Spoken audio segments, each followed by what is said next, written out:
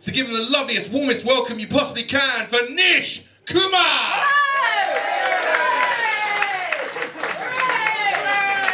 Are we doing a double act? Hooray! Don't start the clock. This is extremely strange. This is the longest chord ever. This is how I arranged this. This is like a weird play. Oh, he's just tapping me with, hello, Lion's Den, hello, how are you? Are you well? Yes, good evening, my name's Nish. I thought I'd introduce myself by telling you about my philosophy on life, because it's quite a distinct philosophy. You see, fundamentally, ladies and gentlemen, I'm an optimist. But I'm a specific kind of optimist. I'm a pessimistic optimist, which means I always hope for the best, but expect the worst. And if you wanted to put a metaphor in it, you could say that my glass is always half full of shit. Now, there's a lot of reasons why I've come to this slightly negative philosophy. Some of them are my fault, some of them are not my fault. For instance, it's not my fault that I was born with a condition called an inherited tremor, which means that I shake constantly. It's not like a poor man's Parkinson's disease, and it just... You're right to be shocked. You don't second guess yourself. It's like a poor man's Parkinson's disease, and it doesn't get in the way in a sort of major way. It's just minor things, like shaving, for example, because shaving is a sharp blade, my face, and this. Sometimes when I shave, I look like I've been slapped by Edward Scissorhands, and now that I've got a Mach 3 razor, every time I cut myself, it looks like I've been attacked by a very tiny Wolverine, which is fantastic, because I'm a huge fan of all of the X-Men. There is a kind of flip side, a real positive flip side to this, because I quit smoking because of my shakes, and I realised that smoking's bad for my health. Now, when most people say that, they're talking about the big ones: cancer, emphysema. Kumar, face fires. Now,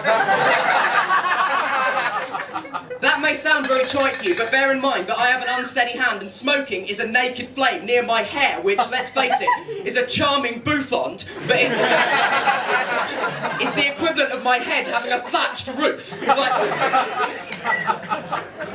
It's really bad. So that wasn't my fault, like, when I was born. Like, it was my fault the time I tried to chat up a girl who'd been in a car accident. Now, I phrased that very badly. She got in a car accident, and a few months later I met her and tried to chat her up. You know, I wasn't first on the scene. You know, I'm not in the practice of dusting down my prized medallion and bopping over to A&E to trawl for flesh. You know.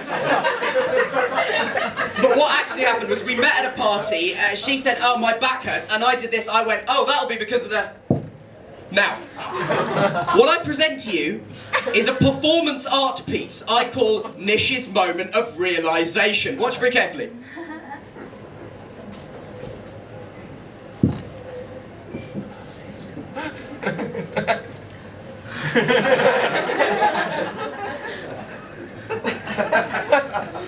And scene. And at that point, when I did that, she got a look on her face that seemed to say, "Nish, the car accident was less painful than this." And so that sort of continued to sort of happen to me. What else can I tell you about myself? I'm very interested in history. I'm a big fan of history. And one of the things that I found out recently, trawling through Wikipedia, was what... Yeah, exactly. Extensive research. What I found out was why we shake hands. I found out why that is historically. Now, I don't know whether anyone else knows, and I don't care. But the reason we shake hands is in medieval times, for knights, it was a gesture of peace. It was a way of saying, "Hey, I don't have a sword."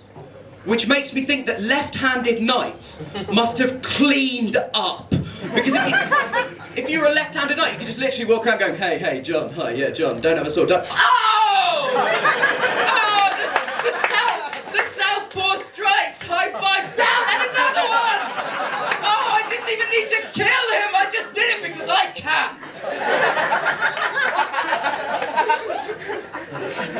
And that's, you know, I'm kind of interested in is there anybody, we established this earlier, quite a few people on Facebook, I'm assuming. Give me a cheer? Yeah, okay, well I'm on Facebook, and something happened to me recently that it's quite a common Facebook phenomenon apparently. A man added me from Minnesota called Nish Kumar. That's the only thing we have in common. We have absolutely nothing, you know, his name is Nish Kumar. Now, I'm worried that he's going to turn up on my doorstep in London, to knock on my door and go, "Hey, name bud, can I live with you?" I'm so worried about it, I'm genuinely thinking of going over to Minnesota as a preemptive strike. You know, beating the motherfucker at his own game. And one of the reasons I'm worried about him coming over is because we have nothing in common. Like, I like Star Wars and Bob Dylan, and he likes drugs. And he likes drugs so much. In his Facebook profile, it says interests, weed, activity, smoking weed. We don't need both. That's belt and braces. We get the message, you like weed. And the About Me section, the last section of the Facebook profile is About Me. He just has one word, it just says About Me, Bong Master. Now, the master of all the bongs. That is quite a claim. And you know, the thing is, I don't smoke drugs. The very fact that I use the phrase smoke drugs tell you how rarely I actually smoke drugs. And you know, I'm no bong master. If anything, I'm a bong apprentice. I'm sort of Luke Skywalker to his cannabis Yoda. And I told you I like Star Wars. So that kind of stuff just continually happens to me. And I mean, another thing that wasn't my fault that happened to me was the time I took a shit on a racist toilet. Now, again, I've misled you. I was not taking a dump in the porcelain reincarnation of Bernard Manning. Like, I didn't open the toilet door and the toilet went, "Oi, fuck off, Patty!"